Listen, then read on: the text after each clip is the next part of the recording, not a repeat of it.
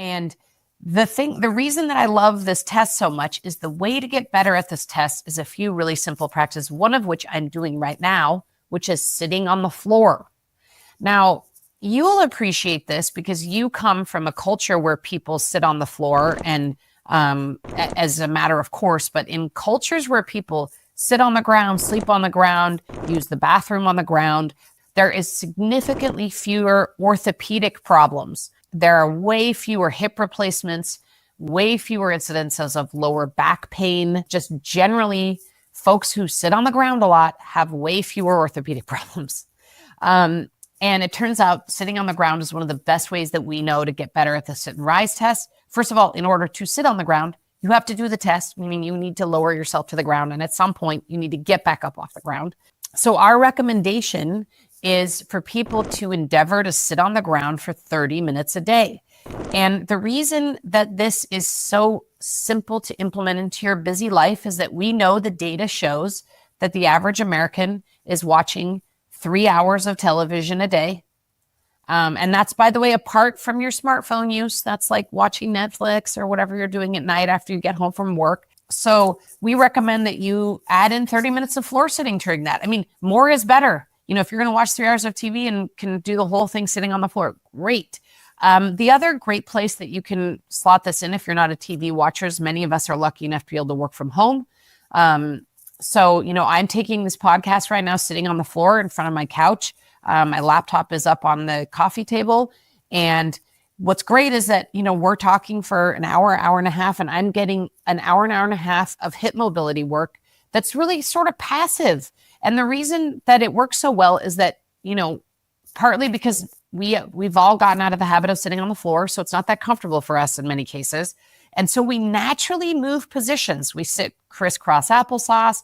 We long sit, which is our legs out in front of us. You know, we're constantly changing positions, but that constant change of positions is actually taking our hips through all the ranges of motion that a hip is supposed to be doing. Sitting on the floor engages our core in ways that sitting in a chair doesn't work. There are just so many ways that sitting on the floor sort of help rewild our hips and make our hips do the things that hips are supposed to do. And it helps you be able to get up and down off the ground and do the sit and rise test without support. And it also just is such a quick and easy insight into your mobility. I mean, get up and down off the ground and sit on the floor. It's something that many cultures take for granted. You know, when we're all in elementary school, we sit on the floor all the time. Nobody thinks it's a thing. And now if we go into a big group and we're lecturing and we say, hey, everybody, move these chairs out of the way and sit on the floor, people are groaning and, oh my God, and they're dying sitting on the floor. And that's a skill that we need to reclaim.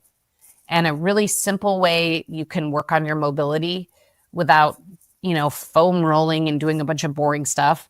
And you can incorporate it into doing things you're already doing, watching TV, working from home. Juliet, you know, one day I hope to radically refurnish my home and remove all couches. Yes. Because, you know, I can get lazy. I can stand and work. I can be on the ground and work. But like end of the day when I'm super tired, that couch, you know, it just seems to like call at me, you know? It feels so good, doesn't it? Yeah, it feels so good. You're like, you lay in it and you're like, yeah. And it does. It takes a bit of extra motivation to be like, you know what? I'm just going to lower myself to the ground right in front of this couch and I'm going to do it. I'm going to sit on the floor for a little while. You know, I was just reading Atomic Habits by James Clear. And one of the things he talks about is, you know, you have to set up your environment a little bit to be able to promote important or habits that are important to you.